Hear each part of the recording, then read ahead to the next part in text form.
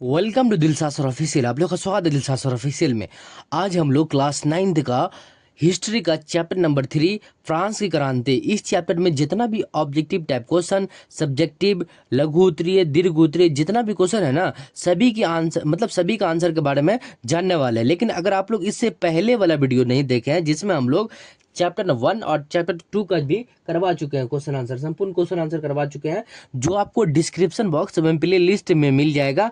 आप लोग वहां से देख करके आइए चैप्टर 1 का, उसके बाद चैप्टर 2 का, उसके बाद चैप्टर 3 का कीजिएगा, ताकि आपका चैप्टर बाय चैप्टर नोट पूरा बने और ताकि एग्जाम में एक भी क्वेश्चन आए ना तो एक भी क्वेश्चन आपसे ना छूट सके। ठीक है, तो इस तरह से हम लोग जो है ना चैप्टर 3 का जो है ना सबसे पहले ऑब्जेक्टिव टाइप क्वेश्चन के बारे में जानेंगे। चैप्टर 3 का नाम है फ्रांस की क्रांति। ये जो फ्रांस की क्रांति है ना 1789 ईस्वी में हुआ था। ठीक है,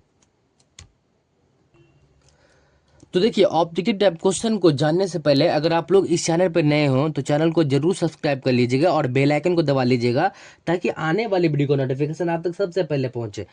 तो वस्तुनिष्ठ प्रश्न को स्टार्ट करते हैं, ऑब्जेक्टिव टाइप क्वेश्चन को स्टार्ट करते हैं। देखिए ऑब्जेक्टिव टाइप क्वेश्चन में पहला क्वेश्चन है कि फ्रांस की क्रांति किस ईस्वी में हुई थी। ये क्वेश्चन इंपॉर्टेंट है कि फ्रांस की राज्य क्रांति किस ईस्वी में हुई थी। तो फ्रांस की क्रांति जो है ना 1789 ईस्वी में, जो हम आपको पहले ही बता चुके हैं, वीडियो के स्टार्टिंग में ही बताया था कि फ्रांस की क्रांति 1789 ईस्वी में हुआ था। ठीक है, उसके बाद अगला क्वेश्चन है कि बेस्टिल का पतन कब हुआ था। इंपॉर्टेंट क्वेश्चन है, ये भी काफी इंपॉर्टेंट क्वेश्चन है। 14 जुलाई 1789 ईस्वी को बेस्टिल का पतन हुआ था। ठीक है, उसके बाद प्रथम स्टेट में कौन आते थे। तो प्रथम स्टेट में जो है ना पादरी आते थे। प्रथम स्टेट में पादरी आते थे। ठीक है, उसके बाद चौथा नंबर क्वेश्चन देखिए, द्वितीय स्टेट में कौन आते थे। तो द्वितीय स्टेट में जो है ना, द्वितीय स्टेट में कुलीन वर्ग आते थे। कौन सा वर्ग? कुलीन वर्ग। और तृतीय स्टेट में जो है ना, तृतीय स्टेट में जो है ना आपको दार्शनिक आते थे। तृतीय स्टेट में दार्शनिक। उसके बाद वोल्टेयर क्या था। वोल्टेयर देखिए, वोल्टेयर जो है ना, वोल्टेयर एक लेखक थे। वोल्टेयर एक लेखक थे। वोल्टेयर जो है ना एक लेखक थे। उसके बाद अगला क्वेश्चन, रूसो किस सिद्धांत का समर्थक था। तो रूसो जो है ना जनता के इच्छा का सिद्धांत का समर्थक था। ठीक है, उसके बाद अगला क्वेश्चन देखिए, ये रूसो किस सिद्धांत का समर्थक था। जनता की इच्छा का। उसके बाद 8वां नंबर क्वेश्चन देखिए कि मोंटेस्क्यू ने कौन सी पुस्तक लिखी थी। तो मोंटेस्क्यू ने विधि की आत्मा। ये जो विधि की आत्मा है ना, ये जो इम्पोर्टेंट ये है, ये इसके बारे में पूछा गया है कि विधि की आत्मा किसने लिखा। तो मोंटेस्क्यू ने। ठीक है, उसके बाद 9वां नंबर क्वेश्चन में देखिए कि फ्रांस की राज्य क्रांति के समय वहां का राजा कौन था। इंपॉर्टेंट क्वेश्चन है। लुई 16वां जो है ना फ्रांस की राज्य क्रांति के समय वहां के राजा थे, और जो सबसे घटिया राजा था, अपने बारे में ही सोचता था, अपने बारे में ही सोचता था और जनता के बारे में कुछ नहीं सोचता था। ठीक है, उसके बाद 10वां नंबर क्वेश्चन देखिए। 10वां नंबर क्वेश्चन है कि फ्रांस में स्वतंत्रता दिवस कब मनाया जाता था। देखिए फ्रांस में जो है ना स्वतंत्रता दिवस जो है 14 जुलाई को मनाया जाता था। ठीक है, फ्रांस में स्वतंत्रता दिवस कब मनाया जाता था। तो 14 जुलाई को। ठीक है, उसके बाद यहाँ पे देखिए रिक्त स्थान को पूर्ति करें। तो पहला क्वेश्चन है कि लुई 16वां सन डॉट ईस्वी में फ्रांस की गद्दी पर बैठा था। ये इंपॉर्टेंट क्वेश्चन है कि लुई 16वां जो है ना फ्रांस की गद्दी पर कब बैठा था। तो 1774 ईस्वी में, 1774 ईस्वी में जो है ना ये गद्दी पर बैठा था। किसके? तो फ्रांस की गद्दी पे। ठीक है, अगला क्वेश्चन देखिए, डॉट लुई 16वां की पत्नी थी। तो मेरी एतोइनेत जो है ना लुई 16वां की पत्नी थी। मेरी एतोइनेत लुई 16वां की पत्नी यानी वाइफ थी। अगला क्वेश्चन, तीसरा नंबर क्वेश्चन कि फ्रांस की संसदीय संस्था को डॉट कहा जाता है। तो फ्रांस की संसदीय संस्था को जर्नल स्टेट कहा जाता है। जर्नल स्टेट या स्टेट जर्नल कहा जाता है। ठीक है, इस तरह से भी बोल सकते हैं आप लोग। चौथा नंबर क्वेश्चन है कि ठेका पर टैक्स वसूलने वाले पूंजीपतियों को डॉट कहा जाता है। Tax farmer.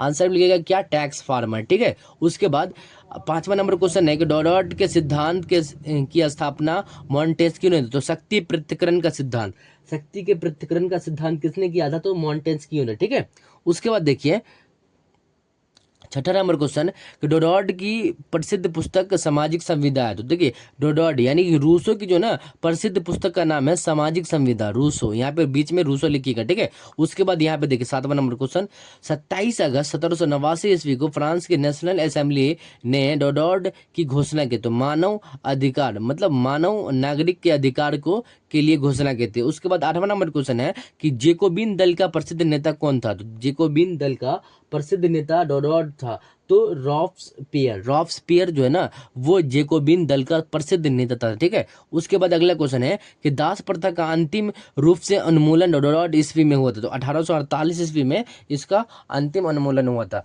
उसके बाद लास्ट क्वेश्चन है रिक्त स्थान का, फ्रांसीसी महिलाओं को मतदान का अधिकार डॉट ईस्वी में हुआ था, तो देखिए फ्रांसीसी महिलाओं को जो ना मतदान का अधिकार 1946 ईस्वी में हुआ था। पहली मर्तबा ये जो है ना फ्रांस की महिला को मत देने का अधिकार 1946 ईस्वी में हुआ था, ठीक है। अब हम लोग लघु उत्तरीय प्रश्न में थे। देखिए लघु उत्तरीय प्रश्न में पहला क्वेश्चन क्या है कि फ्रांस की क्रांति के राजनीतिक कारण क्या थे, ये भी इंपॉर्टेंट क्वेश्चन है और इसके बारे में पूछता है कि फ्रांस की क्रांति का राजनीतिक कारण क्या है, इसके बारे में लिखे, ठीक है।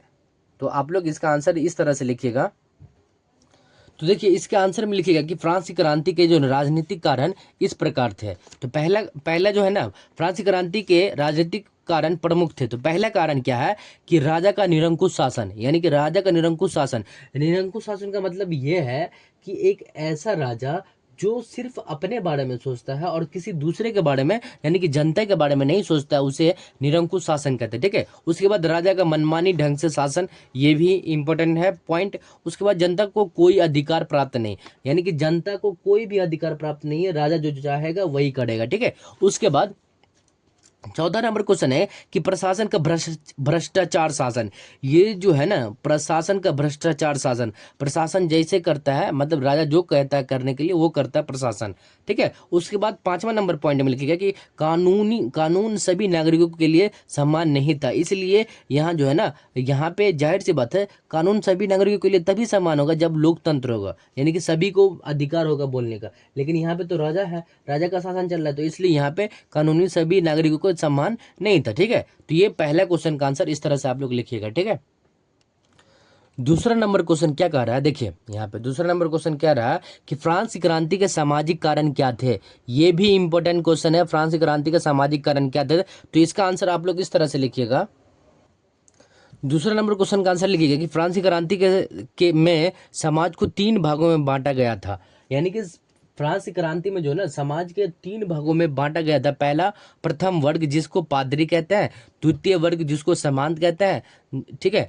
ये दोनों वर्ग को विशेष दर्जा प्राप्त है, कहने का अर्थ है कि जितना भी अधिकार है ना यही दोनों वर्ग के लोगों को प्राप्त था। लेकिन तृतीय वर्ग में इसमें मजदूर, किसान एवं आम लोग आते थे। जितना भी कर यानी टैक्स होता था इसी वर्ग से लिया जाता था, यानी कि ये दोनों वर्ग से नहीं और तीसरे वर्ग से ही टैक्स लिया जाता था कर।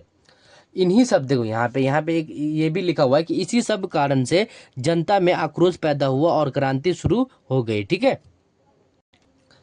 तीसरा नंबर क्वेश्चन देखिए कि फ्रांस के आर्थिक कारणों पर प्रकाश डाले। ये भी इंपॉर्टेंट क्वेश्चन है कि फ्रांस की क्रांति के आर्थिक जो है ना कारण पर प्रकाश डाले। तो इसके आंसर में जो है इस तरह से आप लोग लिखिएगा। देखिए इसके आंसर में लिखेगा कि फ्रांस की क्रांति के आर्थिक कारण प्रमुख थे। पहला, फ्रांस की आर्थिक स्थिति अत्यंत खराब थी। कहने का अर्थ है कि नहीं फ्रांस की जो अर्थव्यवस्था है वो अत्यंत दयनीय स्थिति में थी, ठीक है। उसके बाद दूसरा पॉइंट लिखेगा कि फ्रांस में जो रानी थी ना यानी कि जो महारानी थी वो फिजूल खर्ची थी, यानी कि फिजूल खर्ची यानी कि जरूरत से ज्यादा खर्च करते थे, ठीक है। उसके बाद तीसरा लिखिएगा कि महंगाई, बेरोजगारी और खाद्य संकट। कहने का अर्थ है कि महंगाई थी, बेरोजगारी थी और खाने योग्य जो है ना वो खाद्य संकट थी, यानी कि जो खाने वाला चावल था उन चावल, गेहूं, ये सब आटा वगैरह जो है ना वो इतना महंगा था कि खरीद कर खा नहीं सकते थे आम लोग, ठीक है। उसके बाद चौथा पॉइंट लिखिएगा कि ये सभी कारण से जनता को क्रांति करने के लिए प्रेरित किया। ये सब जाहिर सी बात है कोई भी देश में अगर ये सब अगर रहेगा महंगाई, बेरोजगारी और खाद्यान्न संकट, तो जिसके कारण क्या होगा कि जनता में आक्रोश होगा और वो क्रांति के लिए प्रेरित होंगे और बढ़ावा देंगे और इस तरह से प्रभाव पड़ते पड़ते वो क्रांति बड़ा क्रांति बन जाता। तो इस तरह से फ्रांस की क्रांति का आर्थिक कारण था, ठीक है। अब देखिए चौथा नंबर क्वेश्चन क्या कह रहा है कि फ्रांस की क्रांति के बौद्धिक कारणों का उल्लेख करें।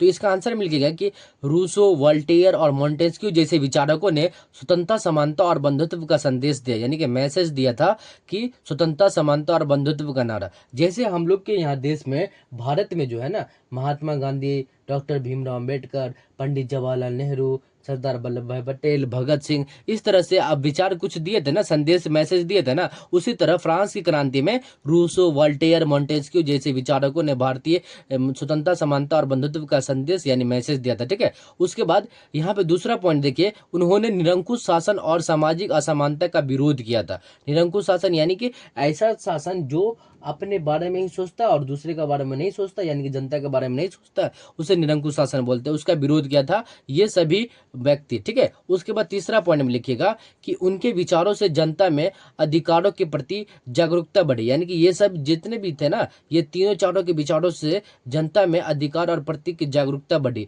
और चौथा पॉइंट लिखिएगा कि नए नए विचार से फ्रांस की क्रांति में सुधार लाने का प्रयास किया। ये जितने भी व्यक्ति थे, वोल्टेयर, मोंटेस्क्यू, रूसो, वो जो जो भी थे, ये सब क्या किए कि ये नए नए विचारों से फ्रांस की क्रांति में सुधार लाने का प्रयास किया था। ठीक है, देखिए 5वां नंबर क्वेश्चन का क्या कर रहा है कि लेटर्स डी कैचेट से आप क्या समझते हैं। ये भी इंपॉर्टेंट क्वेश्चन है, कई मरतबा पूछ देता है, हालांकि ये क्वेश्चन ज़्यादा ये नहीं है, लेकिन फिर भी आंसर इसके लिखेगा कि लेटर्स डी कैसे कैसेट फ्रांस के राजा द्वारा जारी वह आदेश था जिसके आधार पर किसी भी व्यक्ति को बिना मुकदमे के गिरफ्तार किया जाता है। यानी कि ये एक ऐसा पत्र था जिसको जो है ना किसी भी व्यक्ति को बिना मुकदमे का गिरफ्तार कर लिया जाता था। ठीक है, तो ये यही इसका मेन रीजन था। ठीक है, उसके बाद 6 नंबर क्वेश्चन देखते हैं क्या है। 6 नंबर क्वेश्चन क्या कर रहा है कि अमेरिका स्वतंत्रता संग्राम को का फ्रांस की क्रांति पर क्या प्रभाव पड़ा। ये भी इंपॉर्टेंट क्वेश्चन है कि अमेरिका स्वतंत्रता संग्राम का जो है ना फ्रांस की क्रांति पर क्या प्रभाव पड़ा। तो आंसर मिलेगा कि इससे फ्रांस की जनता को स्वतंत्रता, समानता और समानता की प्रेरणा मिली, जिससे क्रांति का मार्ग प्रशस्त हुआ। कहने का अर्थ है कि फ्रांस की क्रांति जो है ना वो अमेरिका के स्वतंत्रता संग्राम पर इस तरह प्रभाव किया कि जिससे क्रांति का मार्ग प्रशस्त हुआ। ठीक है, ये इस तरह से आपका इसका आंसर लिखेगा। उसके बाद 7वां नंबर क्वेश्चन देखिए कि मानव एवं नागरिकों के अधिकारों की घोषणा से आप क्या समझते हैं। तो इसका आंसर मिलेगा कि यह 1789 ईस्वी में घोषित दस्तावेज था जिसमें सभी नागरिकों को स्वतंत्रता, समानता और अधिकार प्रदान किए गए थे। कहने का अर्थ है कि मानव को जो है ना स्वतंत्रता, समानता और समानता का अधिकार दिया गया था। ठीक है, 8वां नंबर क्वेश्चन क्या कह रहा है कि फ्रांसीसी क्रांति का इंग्लैंड पर क्या प्रभाव पड़ा। तो देखिए फ्रांस क्रांति का जो ना इंग्लैंड पर काफी प्रभाव पड़ा। तो इंग्लैंड में लोकतांत्रिक सुधार और नागरिक अधिकार की मांग को इस क्रांति से काफी बल मिला। कहने का अर्थ ये है ना कि इंग्लैंड में लोकतांत्रिक सुधार और नागरिक अधिकार की मांग से जो ना इस क्रांति पर काफी बल मिला। फ्रांस की क्रांति से कई भी देश को ये बढ़ावा मिला कि इस तरह से आप क्रांति की जगह तो सफल होइएगा। ठीक है, तो इस तरह से क्रांति हुआ। उसके बाद 9वां नंबर क्वेश्चन देखिए, 9वां नंबर क्वेश्चन कि फ्रांस की क्रांति ने इटली पर प्रभावित किया कैसे, यानी कि इटली को प्रभावित किया कैसे। तो देखिए इटली में राष्ट्रीय एकता और स्वतंत्रता की भावना काफी हद तक विकसित हुआ इस क्रांति से। कहने का अर्थ है कि फ्रांस की क्रांति से इटली में राष्ट्रीय एकता और स्वतंत्रता की भावना काफी हद तक विकसित हुआ, जिससे क्रांति का ये एक बढ़ावा मिला और एक विचार मिला। ठीक है, नए नए विचार मिला।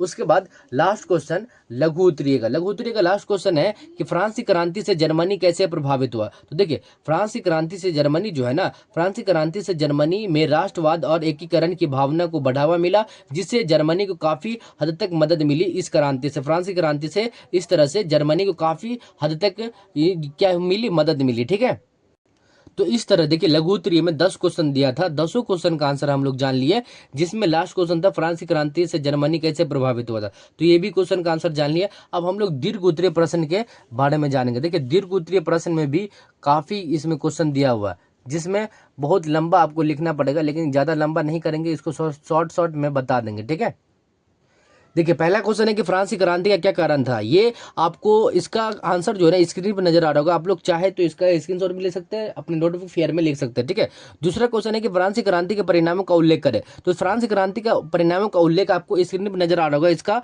आप यहाँ से स्क्रीनशॉट नोटबुक फेयर में लिख सकते हैं। ठीक है, उसके बाद फ्रांस की क्रांति के मध्यम वर्गीय क्रांति थी कैसे, यानी कि फ्रांस एक क्रांति जो है ना एक मध्यम वर्गीय क्रांति थी कैसे। तो इसका आंसर आप लोग को स्क्रीन पर नजर आ रहा होगा, आप लोग यहाँ से लिख लीजिएगा। ठीक है, अगला क्वेश्चन, चौथा नंबर क्वेश्चन कि फ्रांस की क्रांति में वहां के दार्शनिकों का क्या योगदान था, यानी कि दार्शनिक वही वोल्टेयर, रूसो और मोंटेस्क्यू, ये सब का क्या योगदान था। इस तरह से आपको स्क्रीन पर नजर आ रहा होगा इसका आंसर। ठीक है, उसके बाद 5वां नंबर क्वेश्चन है कि फ्रांस की क्रांति के देन की देनों का उल्लेख करे, यानी कि फ्रांस की क्रांति की देनों का उल्लेख करे। तो इसका आंसर भी आपको ये स्क्रीन पर नजर आ रहा होगा, हाँ, यहाँ से नोटबुक फेयर में लिख सकते हैं, ठीक है। उसके बाद अगला क्वेश्चन, लास्ट ये 6 नंबर क्वेश्चन, कि फ्रांस की क्रांति ने यूरोपीय देशों को किस तरह प्रभावित किया। तो फ्रांस की क्रांति ने यूरोपीय देश को इस तरह से प्रभावित किया, आपको इसका स्क्रीन पे आंसर नजर आ रहा होगा, ठीक है। 7वां नंबर क्वेश्चन, कि फ्रांस की क्रांति एक युगांतकारी घटना थी, इस कथन को पुष्टि करे। तो इस कथन का जो है ना, इसका आंसर जो है ना आपको स्क्रीन पर नजर आ रहा होगा। उसके बाद 8वां नंबर क्वेश्चन, कि फ्रांस की क्रांति के लिए लुई लुई 16वां किस तरह उत्तरदायी था। तो लुई 16वां जो है ना फ्रांस की क्रांति के लिए काफी उत्तरदायी था, और इसका आंसर जो है ना आपको स्क्रीन पर नजर आ रहा होगा, ठीक है। स्क्रीनशॉट भी ले सकते हैं, नोटबुक फेयर में लिख सकते हैं, ठीक है। 9वां नंबर क्वेश्चन और लास्ट 9वां नंबर क्वेश्चन, कि फ्रांस की क्रांति में जेकोबिन दल की क्या भूमिका थी। इसका भी स्क्रीन पर नजर आ रहा होगा आंसर, यहाँ से आप लोग इसका आंसर लिख सकते हैं, ठीक है। 10वां नंबर क्वेश्चन, कि नेशनल असेंबली और नेशनल कॉन कन्वेंशन ने फ्रांस के लिए कौन कौन से सुधार पारित किया। तो इसका आंसर जो है ना आपको स्क्रीन पर नजर आ रहा होगा, चाहे तो आप लोग इसका स्क्रीनशॉट में ले सकते हैं, नोटबुक फेयर में लिख सकते हैं। तो इस तरह से हम लोग चैप्टर नंबर 3 का जितना भी क्वेश्चन आंसर था, यानी कि संपूर्ण क्वेश्चन आंसर हिस्ट्री का चैप्टर नंबर 3 का जान लिए, जिसमें हम लोग लघु उत्तरीय, दीर्घ उत्तरीय, ऑब्जेक्टिव टाइप क्वेश्चन, रिक्त स्थान, जितना भी था ना सभी के बारे में जान लिए। तो मुझे उम्मीद है कि आप लोगों को ये वीडियो अच्छा लगा हो। अगर अच्छा लगा तो जरूर लाइक कीजिएगा, और चैनल पर नए हो तो चैनल को जरूर सब्सक्राइब कर लीजिएगा, और बेल आइकन को दबा लीजिएगा, ताकि आने वाले वीडियो का नोटिफिकेशन आप तक सबसे पहले पहुंचे। मिलते हैं नेक्स्ट वीडियो में, तब तक के लिए जय हिंद, जय भारत।